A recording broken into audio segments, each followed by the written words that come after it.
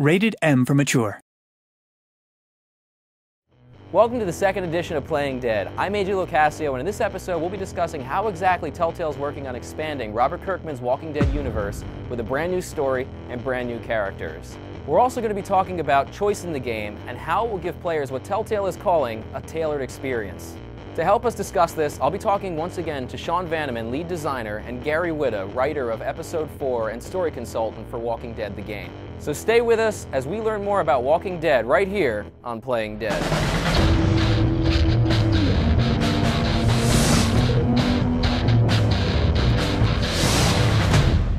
So welcome, guys. Thank you for being here. Thanks a lot. Awesome. So Gary, you've done a lot of you've done Hollywood movies. You've done Gears of War. What brought you here to Telltale? Well, yeah. So I mean, traditionally, I came from the video game world. Initially, I was the editor-in-chief of PC Gamer for many years, and then I segued into kind of writing story and narrative stuff for video games, and then worked in Hollywood for a while and done some movies. And so when something like this came along, this is kind of the perfect project for me. And you know, it's games. I love video games. I love to write screenwriting, screenplays, that kind of stuff, and I love The Walking Dead. So this was kind of a perfect storm of awesome stuff for me. One of your projects, one of your past projects, is Book of Eli with Denzel Washington and Gary Oldman. That's and right. There's sort of this, obviously, a post-apocalyptic theme between Walking Dead and Book of Eli. What do you think is the appeal? Why do we keep seeing these stories come up again? The end-of-the-world type scenarios and disaster type situations are like crucibles that kind of burn away all the trivia and all the conveniences of modern life and force people are revealed for who they really are. Why has The Walking Dead sort of become so much more of a bigger icon than other zombie stories to you? It's a really good question, because I actually think there's almost a little bit of zombie fatigue out there. Everyone these days is talking about the zombie apocalypse, and it's become kind of a fun thing. And right. I see it on the internet all the time. I'm almost a little bit tired of it. But I make an exception for The Walking Dead, because I really believe that like the two main central pillars of like zombie mythology, like the two old school things that can say we were there at the beginning, is the Romero zombie mythology. Right. And this. So, Sean, you sort of are responsible for the whole, for the story itself, right? Myself and Jake Rodkin and Dave Grossman and all the guys here kind of sat down early. You don't need to give them credit. Just you. I'm only asking about you. all by myself. I mean, we sat down actually, like not like in this very room, and in the early days, and just started putting down what we thought was an interesting story inside this world. Like there was the first pitch to Robert where it said, "This is where we want to go." And it was awesome, and that was like, and then you start to build off of that. You know, we have an incredible amount of creative ownership at Telltale, which is like unheard of. It's awesome. How exactly do you guys connect what you're doing to Walking Dead? How do you make it feel like the comics? A lot of intangibles, you know. I mean, there's the practical stuff. This is all taking place in and around Atlanta and Macon, Georgia, and like there's the presence of the South and the forest, and you know, everything looks and feels like The Walking Dead. And obviously Glenn is in the game, and we've talked, you know, about the characters that should come in and out of the book into the game. And like, if you were to make a Walking Dead game where people didn't like try to connect with each other on a personal level, and if you try to make a game where if you said something to somebody, it didn't matter, you wouldn't be making the Walking Dead game. So for the Walking Dead game, you guys have a new lead character, correct? This is Lee. That's right. And so we don't have Rick, obviously, as the main guy. How exactly do you make a Walking Dead character, a main character, feel like Walking Dead without having Rick? There's a lot of bad characters in The Walking Dead, and so you need to have, or characters where you don't know where you stand with them. And with Rick and with our character Lee, I think you want to have the same sense that this is someone that you would want on your side, that you would want in your group. He's the hero, he's the protagonist, he has all the qualities. The same qualities you associate with Rick, you'll associate with Lee. Having said that, beyond that, they're actually pretty different characters. Lee actually has a pretty dark origin story. When the world collapses, Rick is a police officer, and the world recognizes him as good. And then that is in contrast with the rest of the story, where you start to wonder if he's bad. You know, when he starts to like make decisions that are selfish and built, you know, out of fear and that are violent, and you start to wonder like, oh, is this a bad guy? You know, but you're with him, and, you know, and you empathize still, which is pretty amazing. Right. And then Lee, at the beginning of the game, you discover that he has been convicted of murder. So the world has told him he's bad, you know, and now this bad, like, and now, like, how does that fit as he tries to figure out if he's good or not, or you try to figure out as the player if he's good or not? And what the heck does good or bad mean to you as a player? And that was the stuff that was really interesting to me. And then when we latched onto that, we kind of just kept going. Telltale said that there's a choice mechanic throughout the game that allows the player a tailored experience. Can you explain what exactly does that mean? Well, like, if you play an adventure game, like, a lot of times you're going around, like, sort of an information gathering mode, and you get dialogue trees, and you go down them, and you find, you know, information you need, then you go off and you do a thing. And those are great. And, like, I love making and playing games that do that. And something going into the game that I knew I wanted to do early on, and that Jake and I talked about, and then pitched to Dan and Kevin, was, like, we don't want to go back up the tree. Like, when you make a choice, we're just going to keep going. You know, and sometimes those choices are just going to be like little things, and other times it's going to be a little bigger thing, and other time it's going to be really huge. And on the dialogue level, that was really interesting to me because the UI and the presentation is all the same. You're still just a human being communicating, but sometimes you say something to somebody in real life that you can't take back, and it ruins your life for, you know, a good chunk of time. Other times you say, and that happens in the comics.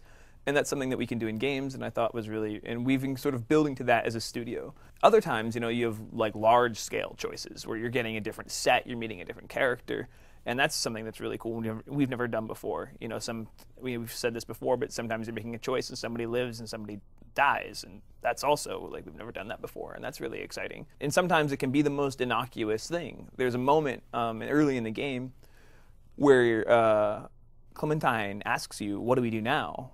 And it's like, you have two very sort of innocuous choices. It's obviously you guys need to get help, but how are you going to go about doing it? And it doesn't really seem, you know, like, do we want to do this now or do we want to wait and do it, you know, when it's dark? Like, that would make more sense. You know, you sort of look at it and you only have so much time to really think about it. And then after you make that choice, like, the world that you're going to see and then in the next scene is going to be completely different. You're going to meet a different character and have a different conflict and see a different side of Lee because of all that. Just because you decided, let's go out the door right now, or you know what, like, let's hunker down and wait and do this a different way. What I love about interactive storytelling, especially what these guys are doing, when it's so narratively and character focused, is I think the tailored analogy is actually a really good one, because I kind of feel like, so The Walking Dead, like any other comic book or any other TV show, is basically kind of an off-the-rack experience. They create one story that is the same for everyone who experiences it, and it may be to your taste or it may not be. What you get to do with a video game is kind of create your own experience. So it's kind of like the difference between buying a suit off the rack and having one tailored just to fit you, which is going to feel a lot better and you're going to like it a lot more. So this is the more bespoke storytelling experience through the choices that you make, that the game is going to mold itself around you to suit the kind of story that you have created. In a way, this is going to sound kind of artsy, but in a way, the player becomes kind of like the last creative collaborator in the game. They put the final finishing touch on what the story they experience really is. And the game feels, to me, perhaps even more choice-driven than puzzle-driven.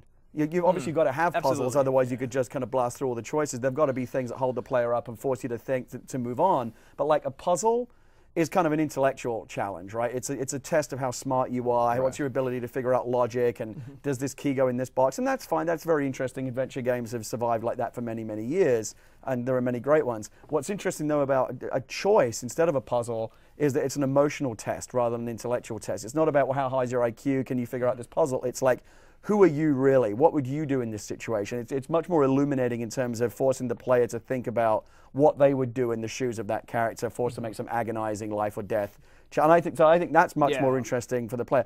Obviously, you guys have to keep track of different decisions. How do you guys go about that? I mean, clearly, Write them all down.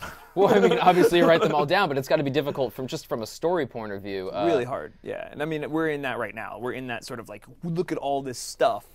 Like, you know, there's columns across a spreadsheet that says, does this just matter to this conversation? Does this matter to the next conversation? Does this matter in the scene? Does this matter across the episode? Does this matter across the season? Could it? When they gave me the script for episode 1, which is like this, I'm like, you gotta be kidding me.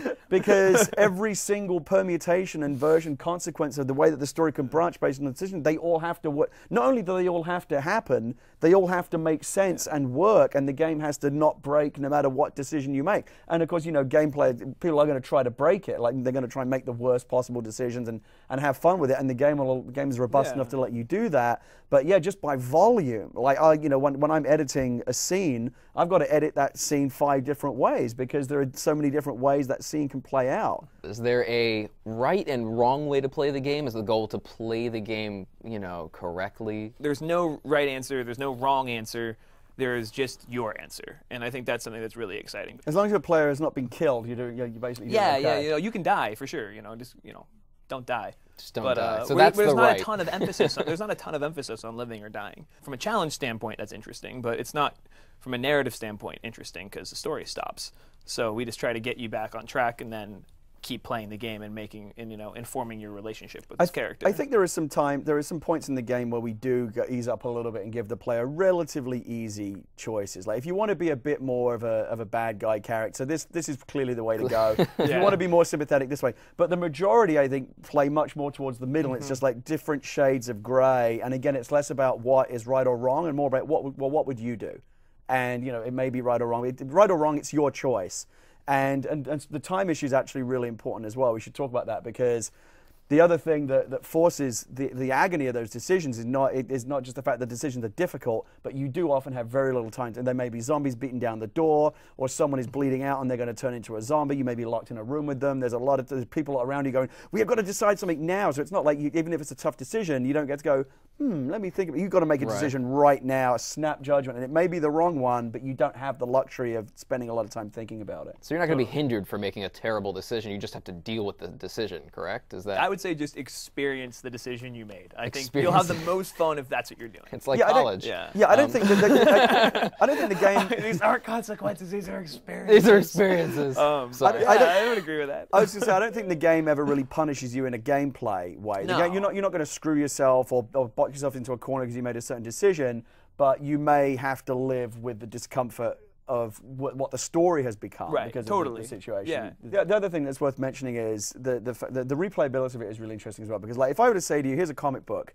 and you can read it now and put it down, but when you come back in a month and pick it up again and reread it, the pages will have somehow magically changed and it'll be a slightly different story. You think, that is amazing. Well, that exists. That's what this game is. You get to put it down, play it again a slightly different way, and actually see a different story unfold. So that, that's really interesting as well. And I think there is enough branching that you could actually see a significantly different version of the story based on the choices you make. All right, well, thank you guys for talking to us today. Always great. It was a pleasure having you here. Next time, we've got an episode that Walking Dead fans can't afford to miss. We're going to be talking to Walking Dead creator Robert Kirkman, as well as showing the game in action for the very first time. Remember to email your questions to playingdead@telltalegames.com or call 707-701-DEAD and leave a message. Be sure to sign up for the official website or follow us on Facebook or Twitter to be the first one to find out when the next episode of Playing Dead goes live. Well, that's it for this episode, and we'll see you next time on Playing Dead.